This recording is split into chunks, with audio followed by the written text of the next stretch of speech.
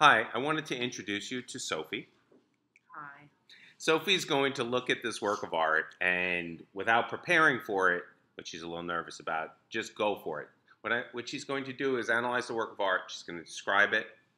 Then she's going to be thinking about, like, analyzing it and thinking about what might be happening and use evidentiary reasoning for what she thinks is happening. She's going to use the evidence from the picture. Okay.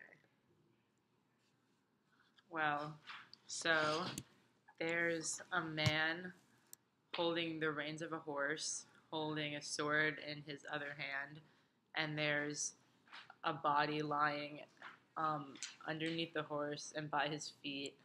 The body appears to be dead or at least knocked out, and there's a group of people behind the guy holding the horse, and they look like peasants or farmers because they're wearing hats and sandals, like farming hats, and their clothing is ripped.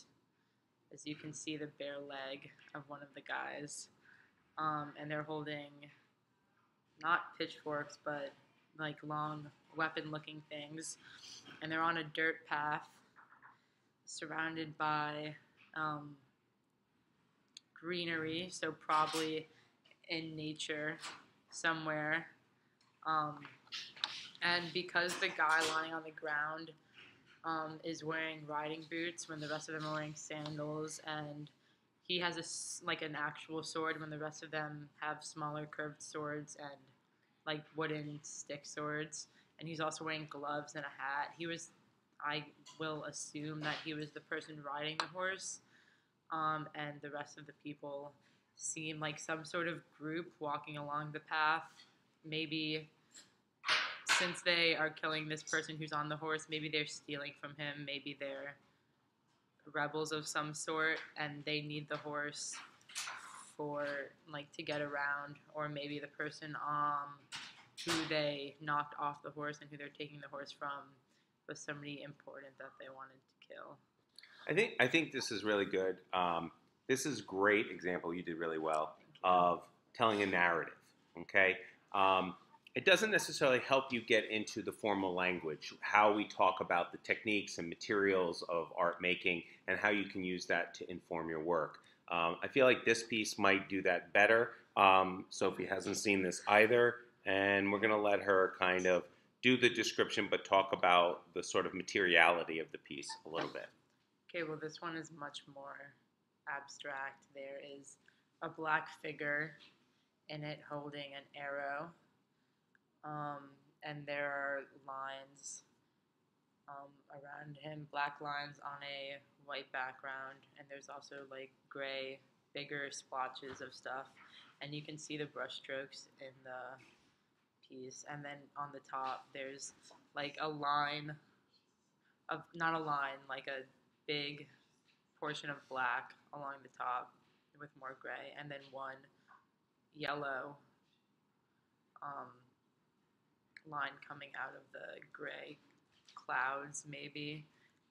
Since the figure is so big in relation to the rest of the lines. What word would you use for that?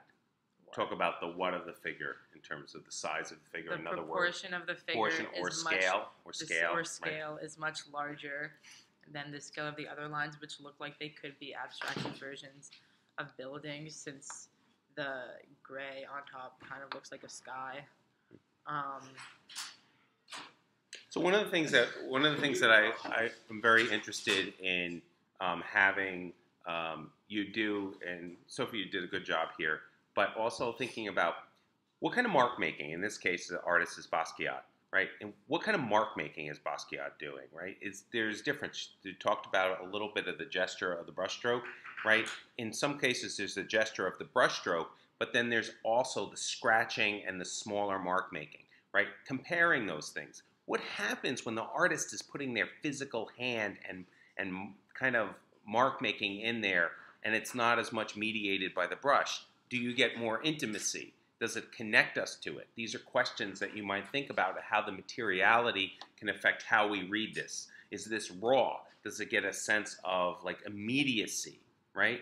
Versus This piece, we don't have that same sense of immediacy. This is like a framed moment in time, whereas this is a type of experience and kind of a rough expression of either a sense of identity, because this is a self-portrait, um, or something else.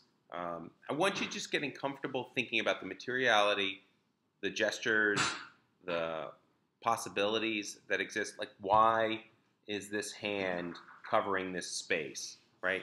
What's up with the differences in the feet? You might have a narrative. Trust that.